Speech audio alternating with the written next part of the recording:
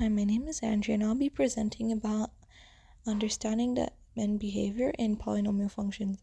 So to start it off, have you ever wondered how the graph behave as it's going towards positive infinity or negative infinity?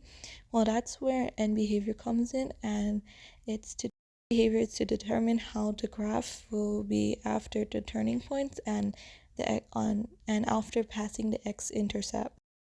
So on this graph, you could see there's 4 sides, and each of the 4 sides are called quadrants. There's quadrant 1, quadrant 2, quadrant 3, and quadrant 4, and it always go in this order. It cannot be changed. So there is 2 turning points, and there is 3 areas that touches the x-intercepts. And on the first point that's touching the x-intercept on negative 0.5, that is one of the quadrant because it's the final one that's going downwards, and then it goes to the first turning point, to the second turning point in the positive area, and then it touches the 2 that's on the x-axis going up to quadrant 1. So the end behavior will be quadrant 3 to quadrant 1. So to find 1 in the equation, we need to find the degree, which is the highest exponent, and the leading coefficient, which is the highest number in the equation. So to keep in mind, when the exponent is odd and the leading coefficient is positive, it will be quadrant 3 to quadrant 1. When it's odd and negative leading coefficient, it will be quadrant 2 to quadrant 4, and even exponent and positive coefficient, it will be quadrant 2 to quadrant 1, and finally in quadrant 3 to quadrant 4 we'll have to have an even exponent and negative leading coefficient. So how do you find the end behavior in a g of x equation?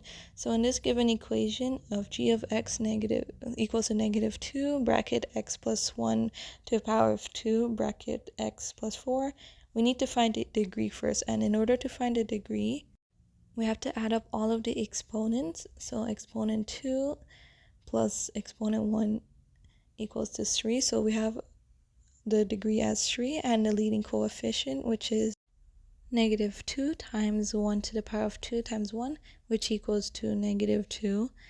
So now we could get our end behavior. So the degree as our exponent is positive 3, and our leading coefficient is negative 2. So since our exponent is an odd number and our leading coefficient is a negative number, that means our end behavior will be quadrant 2 to quadrant 4. And also I put it on the graph here from Desmos, and it also confirms that the graph goes to quadrant 2 to quadrant 4 as well. So how can end behavior be used in real life? One of my example is using roller coaster tracks. It has local max and also minimum max. The way that the track ends is either by rising or dropping, which represents the end behavior of the graph. So in this photo, you can see how the tracks are. It's like a bit wavy, and it represents the turning points. And also you could see it's on quadrant 3, going up to the x-axis, down to y-axis, back up, and you can see that slightly it's dropping towards quadrant 4. So that is all of my presentation, and I hope you enjoy it.